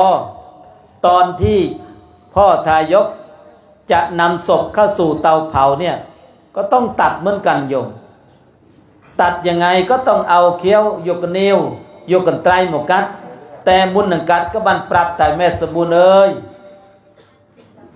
แม่ตอนนี้เนาเนี่ยมาพบเนี่ยมาเจียดเอ้ยเนี่ยมาภูมิเอ้ยโกนปลอกโกนใส่ตั้งประมวยเนี่ยนี้เดลสมัยแม่หนูเมียนชีวิตโกนโนตราแม่ก็โฮงโกนเตยน้ำแม่ก็โฮงโกนมันแจ่หลับโมแม่ก็เดมันแจ่ลวกโปรอ้อยโปรเมียนความโฮงโกนปลอกโกนใส่แต่ตอนนี้แจ่เพลาเนี่ยเดินแจ่เจริญนี่จ๊อกแม่ก็เต้าเองเนอะเมียนโกนเจ้าหน้าตัวตามเต้ก็กัดปัดเรียบร้อยเคยปากคลาร้อยเอาจาตอนหนึ่งโยศพโจลเตาเผาโกนเจ้ากิเสรปรับตัวจบเสริญก็ไม่ตื่นดะก็ไม่ตื่นดดก็ไม่ตื่นกระบัดมุกเตาเผาเนอะไอ้โกนเจ้าโจลตะนูพองเมพองเอาเมียนะอ๋อน่าจะเมียนคลาเนาะสวยซูนอ้อยเสรแล้วเนาะน่าจะเมียนราโจลข้าหน้ามวยเนาะอ้อยตัวเองเลยเนาะก็ได้นิ่งกุยระแต่ตัวเองในนี้ไหมนะเมียนราตัวตามนะโอ้เนาะสนอเลยอาตาเราเมียนชีวิตก็สู้สไลน์กิ้วโอ้ยสไลน์เนาะโฮงกิ้วโอ้ยกิ้วมันแจโมเตียกันเต็มลวกบะมันเลยยัดพอแต่เองเงบตัวมันน้องก็โอ้อาตามเพลิงปุบเชะถอยอย่างช่างอยู่สมัยแต่ก่อนตมาเคยเห็นนะประเพณีโบราณนะโยมก้นเจ้ากี่กัดเสาะบอกตัวหนังลงศพนั่นสมัยพี่เดิมไหมทุกวันนี้ยังมีไหมเมียนคลาเนาะกี่กัดเสาะบอกตัวเมย์เอาแต่บางครั้งกี่กอเลยมั้งน่ะลงทุนกอเลยคนใส่กี่กอกับมันบูชีเต้กี่กอแต่คนเน้นเมียนให้คนเน้นบูมุเพลิงกันยังมีอยู่แต่คนปลอกคนใส่บางที่กี่กอถึงกับมันบูกี่กอกี่กันเต็มตัวกระเทอตามประเพณีแต่นะก็ได้ติดเกิดอ้อยเจืองอ้อยใดเองสระสอบอ้อยเกิดเติมมาจะไม่แต่ข้อสีหายไอ้มันนะอย่างผมตมากอมาแค่มาดองโดยดอกโมมแจ้งมัดเอามาน้องนี่เองกัดติดคนเองก็บ่อยเกิดได้เกิดโตตามความเจอก็ไม่เกิดโฮงโกนโฮงปลอกไม่เกิดโฮงโกนปลอกโกนใส่ก็จีเรื่องก็จีประเพณีกี่ซ้อนตุกแต่ปีดำแสดงสามีภรรยาก็เหมือนกันเตรียมสมบัติก็ได้เขียพอแต่ยังโดนดับต่อยมันไม่ราตัวตามยังตันติดแต่ยมเนี่ยกุยลือลูกเอากันใหญ่เมียนยมมันเนี้ยโอ้ยมมันเศร้าเต้าเขียดเลยก็ได้ประพวนคู่นี้นะปลื้มเลิงก็ด่าตึกนุกเนี่ยมาแก้วปากเนี่ยแจมุตตะเกินเนี่ยปลายตีปะทะเนี่ยโยมตีเต้าตีโมกับเองอันเต้าโมตะโมกับฉลกเนี่ยฉลกเต้าฉลกโมกับซาบเช่งไอ้เนี่ยเดี๋ยวล่างเงือบล่างสลับปลาปรึดโอ้ยงกรุบแคกรุบชนำเจริญแคเจริญชนำตะโมตะโมปลอกสู้มันบานปลอกเงือบประพวนก็บันเงือบไว้ในตะโนสว่างเด่นพอตะบางโอนไก่ปลอกกิโมโยมประพวนวิชโลกเนี่ยสมัยวิยมมันใจโยมมันใจอยู่สอบเนี่ยแต่ใครบางโอนไก่ปลอกเป็นตัวนั่นมันก็ได้ประเดี๋ยวเงือบมันสนองเวียตันไตร้อยมันยุ่มเยเรราไม่ตันไตเจเท่านุก็คลายบางโอนไก่ปลอกเป็นตัวก็ตัวด่านุมันมาแก้วปีแก้วเมื่อแต่ยุ่มแล้วจำสูตรตัวเนื้อรายยุ่มมันใจก็ชัดตาตาเงือบนะโอ้ยโยมยุ่มนะยุ่มไหนบางคนตื่นเจิงบอกว่าเอาเยอะมันกูจะยอมตะเลื่อนเลยเอาเวียเตายอมนังโนนังร้าบางคนมันดิ่งเรื่องดิ่งราวปั๊มก็โยนได้แต่สเบียดขนองฮีเนียนบะขึ้นเวียเตเจียวฮีบ่ได้ยอมก็ขึ้นตามเรื่องธรรมดาเนี่ยโยมตอนหนูจริงเนี่ยโอ้ยตื่นหน้าบางโอนเขียนได้บางโอนเนาะได้เนี่ยทั้งหมดพอแต่บางโอนเจริญนะปีอย่าเท่านั้นก็เขียวได้เจริญนะปีโยมันบ้านโฮบายก็เขียวเมื่อแต่บางโอนเพชรเมื่อวิกฤตเกิดได้เวียคลังเวียสนาได้เวียคลังมูก็เขียวยี่โยตึกโรยตัววิเพาะกันนี่โยมแสดงมันสนองนะอย่าเท่านู้นนะเมียนอย่าเท่าอะไรเนี่ยโอ้โยมเอ้ยไงนอสำคัญโยมไงกิจจำเริญสมัยปีเดิมก็เด้งเตอแต่บันยัวเมียนเตาเผาอย่างสมัยไม่มีดอกดะกองฟอนมันเยอะออกมาดะกองตุ้งก็ดัดโอ้อย่าเท่านู้นก็ตัดดัดขโมยประเดี๋ยวเนี่ยโกนเจ้ากินน้ำแม่ตะเคยเอาวาระสุดท้ายอันนี้จริงก็เตาก็มันตัวโอยเกิดกระเตาพอตาต้านเพลิงปุ่มแฉกขโมยอย่าเมื่อตะกินเธอจีรวดโจรเพลิงนะ ý ở bây giờ dương tao phong dương chẳng ngập dương mình nô tế bạn định từ lui đã tự một cái lá mưa tổng trại tại tập phim trước thì tương rõพ่อ tại dùng về để làm con cháu nó mẹ đỡ mẹ tao quy cao bọn tao nợ bọn thì dễ bọn tự xả rồi ố tự xả nó còn hơi proi kher nghe che cứ cái dùng thế anh toàn dùng mình ban mưa tao cái tự xả be mưa khai khoi ở kim khơi này trong ơi chỉ lưu ở sân lên tôi cái nó ông bây ơi bây giờ dương tôi phong tôi thắt đây tôi thắt chân tôi chắc cung sờ mau chứ đây bị pa tự bị pa pe thliết tức thùngพอ ตัดเลี้ยดัดตึกต้มอย่างจอยมแซ่ที่เอาเว้ยยมใหญ่ลิงต่อbà con cháu mò sen lên biết tức đấy đừng khói chứ ô dừng che cái đinh của họ không mò chứนี่มันบันhọ luôn thì nó xả thuốcมุนหนังดะเยี่ยมกับมือฝั่งเด้อเบียสีอะไรพอถ้าโจรเยี่ยมลูกเฮ้ยก็ยุ่งอ้อยพุ่งดะร้อยก็รูดซิปหน่อยเรียบร้อยไปนะคือตัวทอนวิ่งมาไม่ใช่ไหมcho nó ở giết ở vô bản định mìnhเข้าใจฐานนี่มือเองดูดดับต่อเฮ้ยเมียนเผาเต้าโยมปีเผาโมยสุกติปีทุกติใบโมยสุกติปีทุกติเผาปีเผาแต่วิเมียนแยกย่อยติก็จิบปิลแสดงวิเมียนมาบัดติดโยมอย่างแค่นี้เปลี่ยนหนังโยศพโจลเต่าở cha vô tức đồn liền không mọi đểไปเดิมอ่ะยังใช้น้ำมะพร้าวเหมือนเดิมเหรอยุคปัจจุบันนี้มันยุค 5G 6G แล้วทำไมไม่ใช้น้ำโพลาริสเนี่ยตึกโคตรอย่างเริ่มมันเตือนเมียนเลยเนาะโอ้เนาะใส่เลียงมูลูเนี่ยตีได้จริงโอ้โยมเคยกี่เต้าโยตึกโดงแต่มาก็สงสัยแต่ทำไมต้องเอาน้ำมะพร้าวก็มันจากกิธาตึกโดงมีสะอาดเพียงบริสุทธิ์บ่ทานเอาน้ำบริสุทธิ์ไปล้างหน้าศพเปียเธอศพเวียนมัดเวนมัดกรรมเปียเธออ้อยจิตวิญญาณสะอาดบ้านตะกอนในภพภูมิติเจียกิธาจ้ออยู่มันไม่มีมลทินโทษไม่มีเวรไม่มีกรรมนี่คือความเชื่ออยู่แต่มาก็เจอจ่อยแสดงก็เลยอ้อยเย็ดโยโมมือในแง่คุณธรรมติดมาบัดมือถ่าประจอมมุกมือเองตอนโนเมียนชีวิตยืงเลี้ยงคนเองไหมน่ะล้างเองแต่พอแต่โดนดับต่อเอ๋ยเอาจารเธอพิธีหยดตึกโดงเลี้ยงมุกมอยแสดงใส่โดงเดลหยุดจะบ่อจอหลุกร้อยกุเมงตะนำเนี่ยโหภาษาเวียดเธอเด็กลุกสู้มันเดบาร์ความชื่อปีเดิมก็เลยแต่ย้อนมาดาวยุคสมัยปัจจุบันท่าเมื่อเยิงเมียนประมาณมุกอยู่เคยมือกระเจาะเคยเห็นไหมว่าคนเรามีกี่หน้าหน้าเดียวหรือ2 หน้า 3 หน้าอยู่นะนี่โยมเอาจะภาพเคยมือกระเจาะพระร้อยเคยเห็นไหมเคยดูกระจกไหมเคยมือกระเจาะเคยรูปคนเองอ๋อเจ้ารูปคนเองพอมือแล้วพอคลายตอนสมัยโนกุลล้อหนอกระมงเจ้จ่อเลิงมือกระเจาะสับไงจังบ่กระเจาะจ่อมือสนากระสันขโมยมันเป็นแต่มือแต่สมัยนะถ้าแต่โยมถ้าตมามันมือแต่รูปคนเองสมัยนู้นครูอ้อยโยมวิเด้งเหยเจ้แสดงมาโจดดาวตามุกมือเอง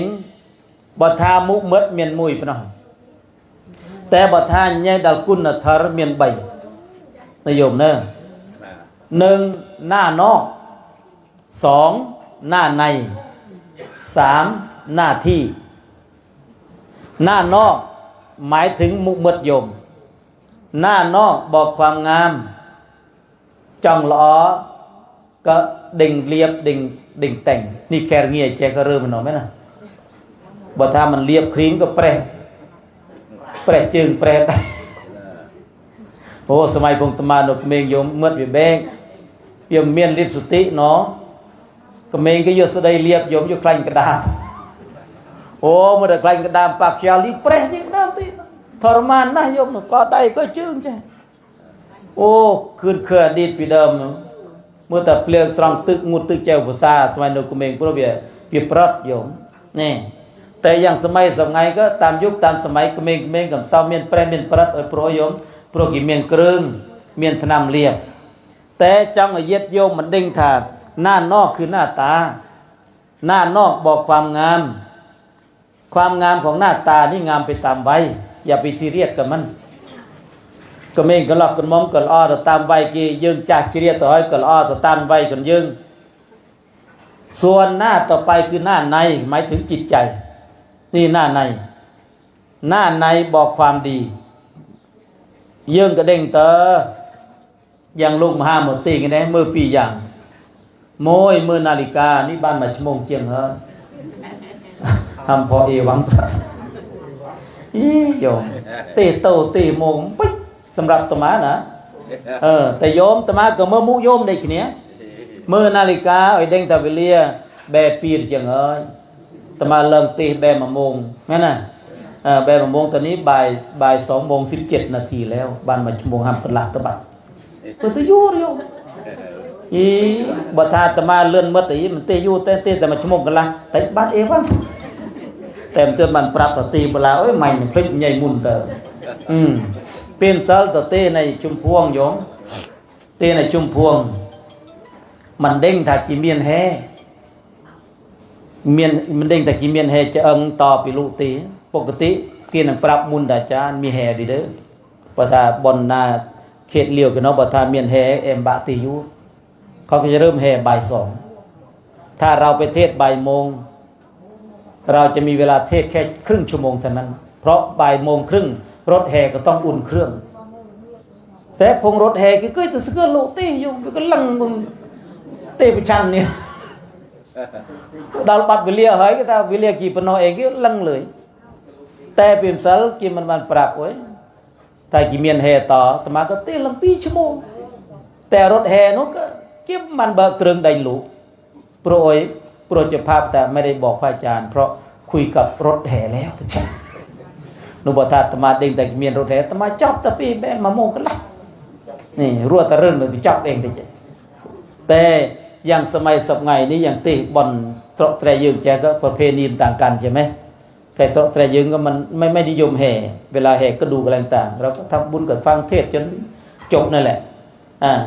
ก็ประเพณีแต่ละถิ่นแต่ละที่มันต่างกันแต่จังเย็ดโยมันเด้งท่าจัดมือเองเวียมือตราบันเด้งแต่จัดจัดโบรโยมตื่นเช้ามาเนี่ยเราจะรู้ไหมว่าคนที่เราสนทนาด้วยจิตใจก็เป็นยังไงดูที่ไหนก็ดูที่หน้าตาอยู่เมื่อมุนโยมนังใหญ่นังระนาเยอะกับเมื่อมุกิสันเนอะถ้าวิพรใหญ่พองเลยตากินกุยคำทำไมสลังแคลดเฮ้ยไม่ตัวใหญ่รอเรื่องนี่ตมาตีอย่างนี้ได้แค่นี้แต่เคยโยมสลังแคลดเฮ้ยตมาก็เอวังแต่ตมีราสลังนี่แต่หนึ่งรถฟังเทศเป็นเหตุให้ง่วงนอนดูหนังดูละครตาแจ้งตาใสพอพระเริ่มตั้งนะโมโยมก็เริ่มที่จะตั้งนะมอยแล้วเดี๋ยวเทศนานเขาหน่อยใจเราห้อยถึงที่นอนรู้ยากก็เราสังเกตได้จากนี้มันบ้านทมิพเนตีอย่างปีเดิมเว้ยจ้ะเนาะโยมหน้าในคือจัดยืงหน้าในบอกความดีส่วนหน้าที่บอกความสามา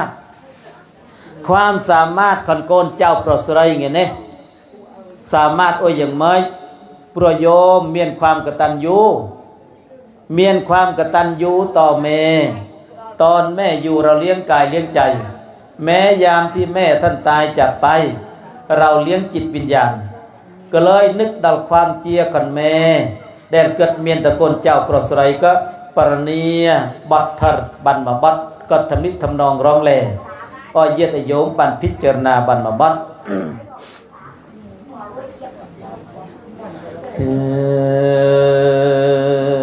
ละชื่อว่าพ่อ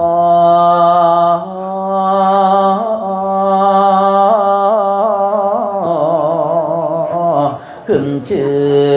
อว่าแม่นี้ช่างอยากแท้เป็นผู้รักกั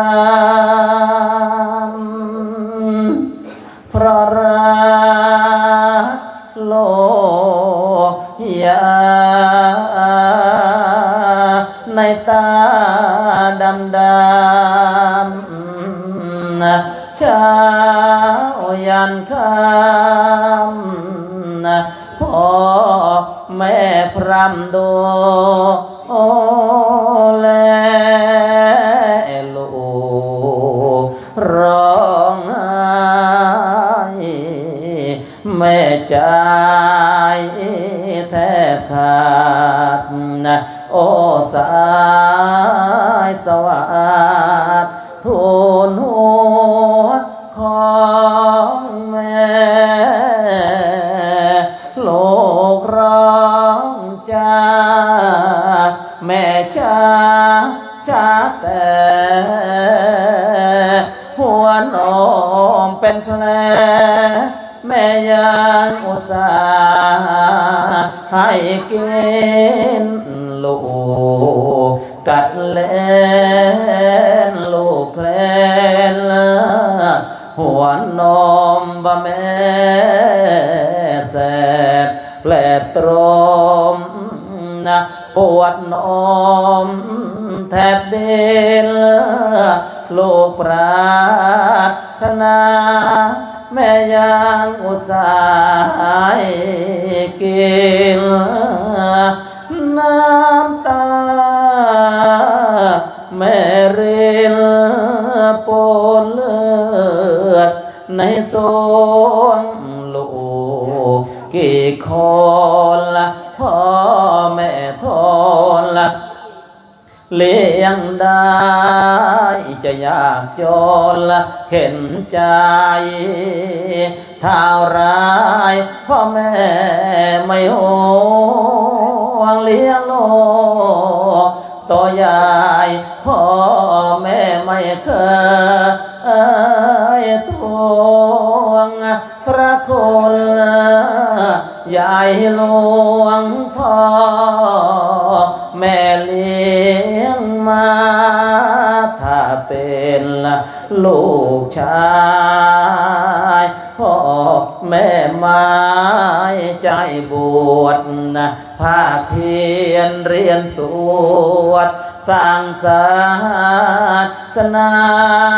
โรหลักปากมารกาตัญยุตาได้หอมกาสาแทนข้าน้ำน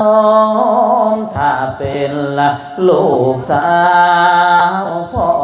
แม่กล่าวจัดการให้เป็นแม่บ้านหลังทานเหมาะสมเรือนสามน้ำสี่ประเพณีนิยมพ่อแม่รักอบรมเพราะความอะไรแต่ลูกโดยมาขาดหลักไม่แลมากมีนพ่อแม่ปรวนแปรเปลี่ยนไปลูกกี่คนพ่อแม่ทนเลี้ยงได้แต่ลูกมีเรือนไปเสียกลับไม่เลี้ยงแกลูกชายบางคนกุศลก้าวช่วยไปได้เมียรวยรูปสวยสาวแซ่เลยพาพ่อแม่เข้าไปให้ลูกสะพ้ายมารังแกหลงเมียจนลืมพ่อลืมแม่ กราบข้าวข้างเมียลูกสาวบางคนละกุศลก้าวดีไปได้แฟนมั่งมีเป็นเท้าแก่นี้เลยใช้แม่จนเหนื่อยบนเมื่อยบนเพลียลูกนิสัยเสียดาพ่อแม่ยัดเยินลูกทั้งหลายมาได้ฟังแลคุณลูกทั้งหลายเมื่อได้ฟังแลแต่ใครเลี้ยงดูพ่อแม่ผู้คนละสรรเสริญจะทำอะไรก็นำให้เจริญเป็นทางดำเนินให้ชีวิตสุขสบายนึกถึงเรื่องที่แม่เคยเล่านึกถึงนมน้ำข้าวที่แม่เคยป้อนนึกถึงที่นอนที่แม่เคยปูนึกถึงที่อยู่ที่แม่เคยจัดหานึกถึงการศึกษาที่แม่เคยส่งเสียนึกถึงคู่ผัวตัวเมียที่แม่เคยสนับสนุนนึกถึงเงินทุนที่แม่ให้โดยไม่คิดและนึกถึงชีวิตที่แม่เลี้ยงดูจนเติบใหญ่นั้นโยมเรื่องคุณธรรมที่โยมญาติทั้งหลายได้ฟังที่อาตมาภาพได้หยิบยกทำอยู่4 ข้อหมายความว่าโลกคือหมู่สัตว์เมื่อความแก่ชราปรากฏแล้วคงอยู่ไม่นานหรือไม่ยั่งยืน2โลกคือหมู่สัตว์ไม่มีผู้ต้านทานไม่เป็นใหญ่เฉพาะตนก็หมายความว่ามนุษย์เองเวียนเวียนสะใดต้านทานความจักความชื่อความเงือบมานดาวบัดดาวเลียเตราจักเตราชื่อเตราเงือบบางโอนโกนเจ้าอัดปัจจัยก็โจยยิงมันบานคอยเด่งเตรียมโลกคือหมู่สัตว์ไม่มีอะไรเป็นของตนจำต้องละทิ้งสิ่งทั้งปวงไปก็หมายความว่าประเทศสมัยรถราทรัพย์สมบัติมากมายได้ยืงเมียนโดนดับโตกะลาเบียมันสามารถโดนยืงบานเตเบียมันสามารถโนโตตามยืงบานเตือบสมบัติเบียกระจอตู้หนังโลกเป็นใดนี่ออยเย็ดโยมบานเข้าใจว่าทรัพย์สมบัติทุกสิ่งทุกอย่างที่เราแสวงหาไว้มันก็จะอยู่กับเราตอนที่เรามีชีวิตอยู่เท่านั้นเมื่อเราล้มหายตายจากเมื่อไหร่มันก็ไม่ไปกับเราแม้แต่นิดเดียวแสดงกับโลกคือหมู่สัตว์ไม่มีโลกคือหมู่สัตว์ไม่รู้พร่องอยู่เป็นนิดไม่รู้จักอิ่มเป็นธาตุแห่งตัณหาก็หมายความว่าเมื่อยืงบ่ทาเวียมันเด้งพอเวียนเมียนความละโมบโลภมากเมียนความดิ้นรนโกนกระวายอยู่ตลอดเวลาความสุขแห่งชีวิตก็จะไม่มีมันจะต้องทุกข์ต้องดิ้นรนอยู่ต่อไปถ้าเราปล่อยวางบ้างมันจะนอนนั่งสบายเด็กลวกสรูลตัวตรามตรายกับสรูลพระโยมเด้งเลี้ยบ่ทาเวียมันเด้งละเด้งเลี้ยเวียก็แก้ตัดทวนอาสดายก็เก็บตุกอาสดายก็เนินสมองตุกเจริญอภิเวียก็ยุ่งสมองโยมพอแต่ยุ่งสมองเฮ้ยเวียเกิดแต่เมียนความเสาะเดมลวกบะมันเลยเฮ้ยมันก็เกิดความเครียดเกิดความทุกข์ถ้าเรารู้จักคำว่าปล่อยวางอารมณ์ที่ไม่ดีบ้างมันก็จะดีพวกแต่มนุษย์เองวิตราโนหนังบองหนังโอนเตราโนหนังเดียนสระอินเสรมันไม่มีใครที่จะทำอะไรถูกใจเราทั้งหมดหรอกแม้แต่ตัวเราบางทีเราก็ยังทุกข์ใจกับตัวเองมันไม่ได้ดังใจพวกถ้าวิกฤตอย่างเจ้าเองนั้นเราก็ต้องรู้จักคำว่าปล่อยวางบ้างนอนนั่งสบายนี่เกี่ยวกับเรื่องของทารตังบุญคอแสดงโมเจ้าโนหนังเรื่องกุ้นโยมเรื่องกุนเดลตมาเลิกตุกมันทาแม่เอาเมียนกุนตะโกนเจ้าปลอดใสเจริญนะโยมแต่ใหญ่ไอ้ไกลเมียนใบประกาศโมยกุนไอ้เกิด ปีรกุลเจมใบกุลอันวิเศษกุลไอเกิดใหญ่ดาวตราใหญ่ดาวไทยแต่ปียังใจวิพวกเอาตโนพวกแม่ประบุญแขนั่นแหละเขาเรียกว่าอุปธิคุณคุณให้เราเกิดในระหว่างที่เราอยู่ในครรภ์ของมารดาตั้งเอากระโจยอุ้มท้องประคองครรภ์เอาแบ่งเบาภาระแม่อุ้มท้องประคองครรภ์แต่พ่อก็แบ่งเบาภาระแบกภาระระบอบนาเดลแม่เกยทวือเวียดทงวนมันเมียนตุงวนพวกเธอการมันบานก็เราเป็นภาระหน้าที่คนยมเพราะคือยมเอานั้นในระหว่างที่เราอยู่ในครรภ์ของมารดาพ่อก็มีส่วนในการดูแลนี่ตัวนี้ก็เรียกว่าอุปธิคุณตาเตตอุปการะคุณโนนังปฏิพวกแม่กรุบประบุญแค่หอยกับประสอดใจโมประสอดใจโมนี่ตั้งแม่ตั้งเอาก็เต้าจุยเนียนเจมโดยเฉพาะตอนยืงเนาเพลิงตอนแม่เนาเพลิงยืงก็จะอย่างน้อยก็15 วันโยมเนี่ยอย่างโยมแม่สมบูรณ์เกิดเนาเพลิงก็อย่างไตก็ปรำตนับไงหรืออย่างยุ่นไตก็มาแค่เพื่ออ้อยมีความสมบูรณ์มีความร่างกายแข็งแรงแสกันในระหว่างเดินเนาเพลิงก็มันบ้านสรูลเอากับบ้านสรูลแต่โยมอยู่เฝ้าเวรยามอยู่ใต้ทุนบ้านระวังรึงเสด็จโยมรึงหน้าประแสงหน้าเบี้ยมันประแสงเอากระเด้งตอนเพลิงเบี้ยเรือลวดก็บานดะระงึกบานดะเมฆตอนเบี้ยเพลิงครั้งน่ะปีก็ยั่วจังเตือนโจรเจ้าเอาก็ต้องระวังสติมันยังอรบาระมิลมันเคยคือธมบโยมแต่สมัยมันเนาเพลิงไปเดิมก็คล้ายธมบโยมปลาหมดสระตุกรอมปเตี้ยปลามันพอโยมโยสนัยอยู่ปะตองตุเตียนธมบอีกคล้ายแสดงยนรุดมาดะตุเตียนโยมสารพัดเอาก็สู้รัวลงเมื่อเธอยังไม่ธมบคล้ายเอาก็สู้เจ้าโยมนี่เพื่อความปลอดภัยของคนที่อยู่ไฟเจ้าอย่างสระแสดงยืงกันในเดิมกี่เธอเจ้าของรวยสมัยโนเพลิงโยมทำไหมได้เนียไหมน่ะแสดงแต่เราแตรเมียนธมบได้เนียเนาะสาวคลาร้อยคนเจ้าธมบเรื่องตัวมาเลยตัวตามธมบเนาะโอ้โยมพอแต่ใจปีการโนเพลิงยามกินป้อนยามนอนกล่อม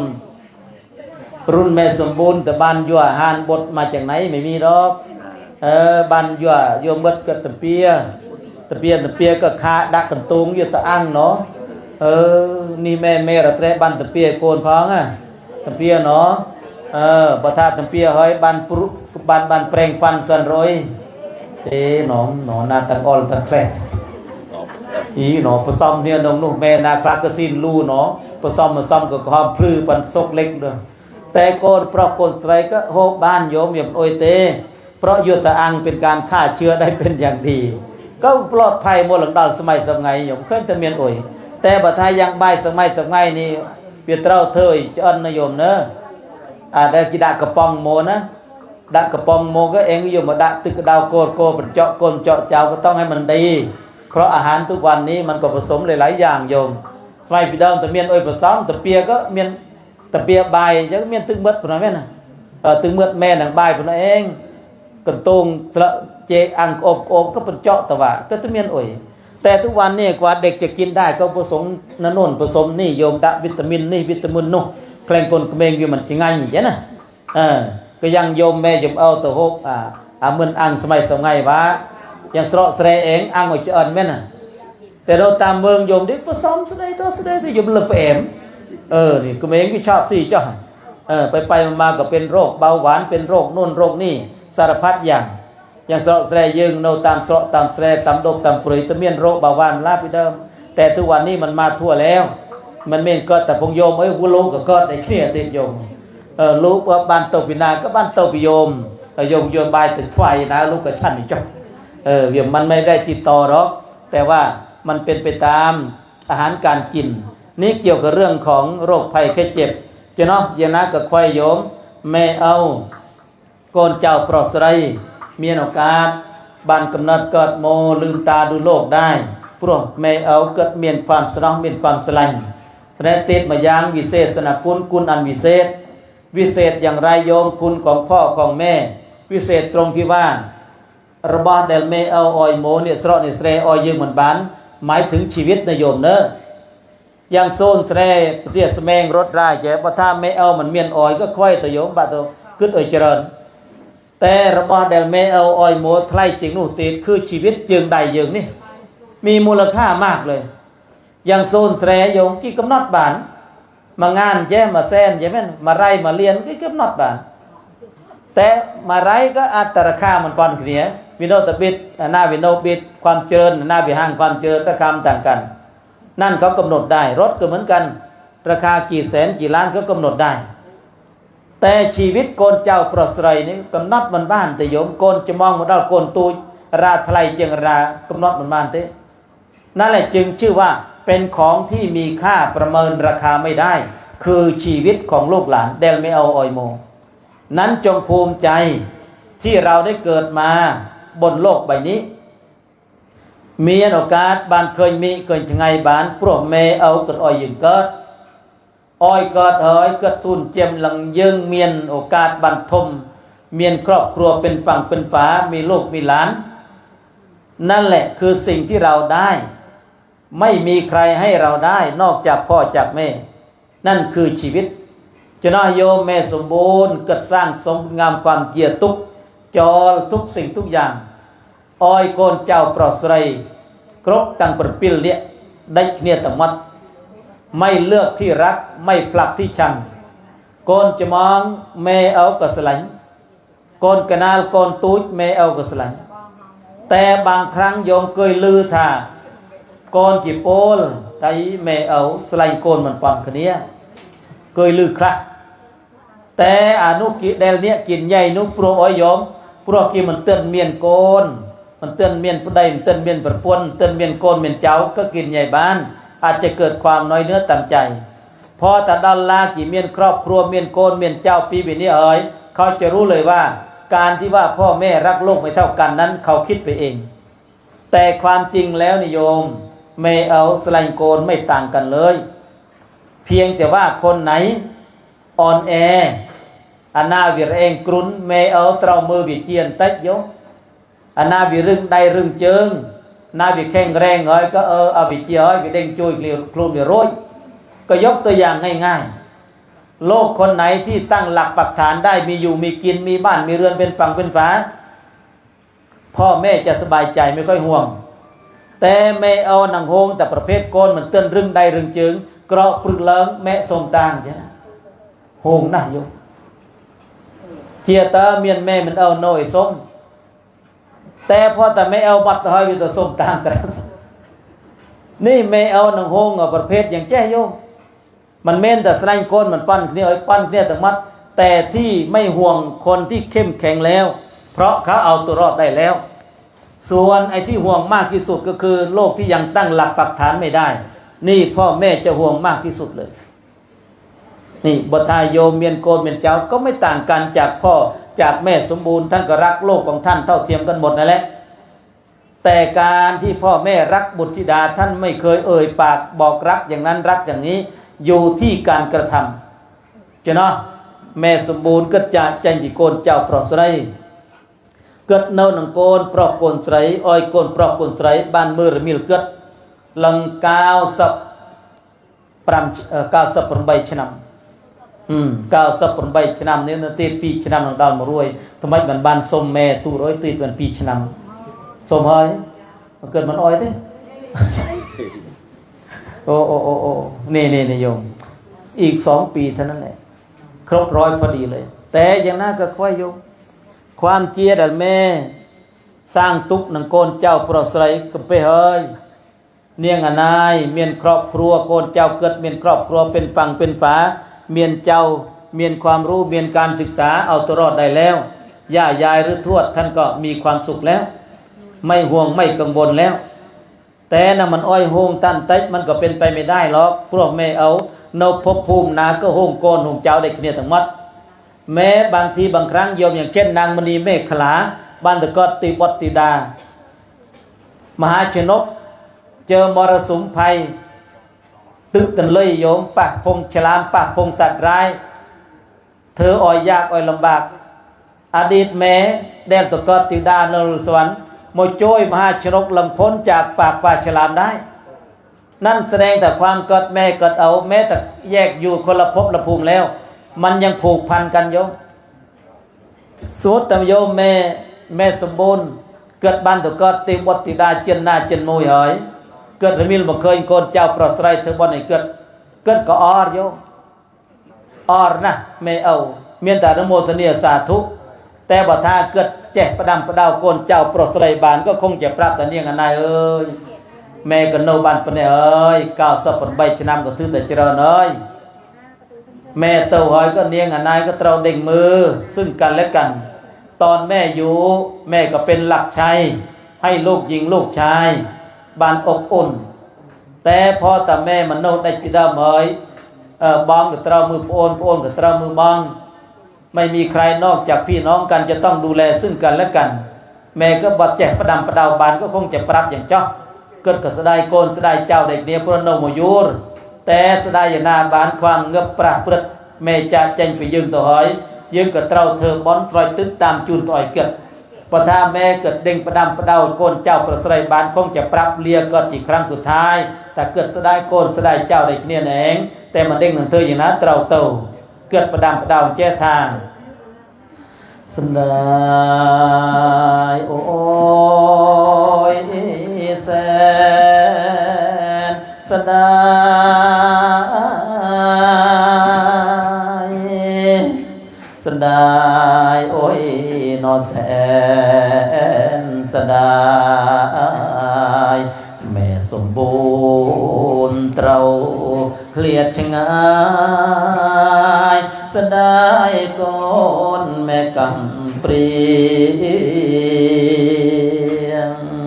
นะพี่ดำมันเมียนแม่นรุมคณี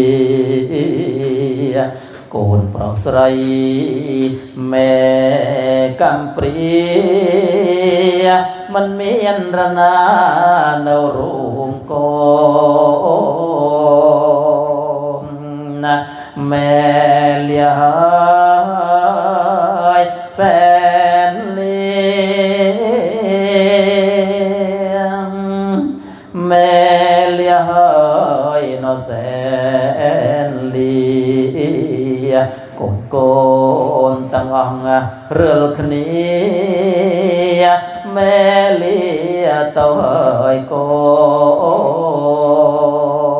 นอันนายก่อนทองเนียงใสนับโอนบางเด็กมือคณีแทนแม่พางเนื้อก้นละคันแม่อาตรียโยกเจริญอาตรียนโยกสงัดสรอกแสรกิเดกลวกมาดโคลนแม่เตราเกิดขมอนแม่แสรประดามก็ละว่าก็ละเอยนกนำบางนำปนสอยตึงอ้อยแม่พางแม่คลายสวรรค์สวรรค์แม่คลายคลาทมคลายคลามีหมูหมอคำนักหมอดแม่นี่เองลูกเปรียธาอนิจจังอนิจจามันยืนเฮยรังตราเงือมได้ขเนียมา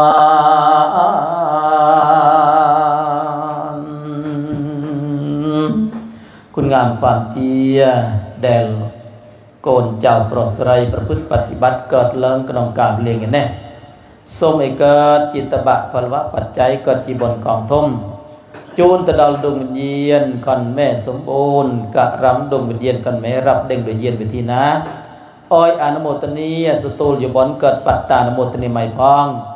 อนุโมทนีสตูลอยู่บนเกิดปัตตานุโมทนีใหม่เอ๋ยอ้อยกำลังบอนเนิมยุ่งดวงวิญญาณก่อนแม่ดาวสุคติในสัมปรายภพสมความปรารถนาก่อนโกนเจ้าโปรดไสรนิพพานตลอดทั้งอนุโมทนีเยียดโยมโปรดไสรในบ้านสดับทัดโดยสัตว์จัดเคารพกนองการเลี้ยงอย่างนี้อ้อยเมียนแต่ใส่กระไดซอกใส่กระไดจำเริญในปวดคอนอุปริยบุญประการ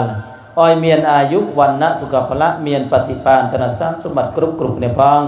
บานชี้แจงแสดงทารติสนาโมพอสมพูดกับเลียเอวังก็มีด้วยประกาศชนี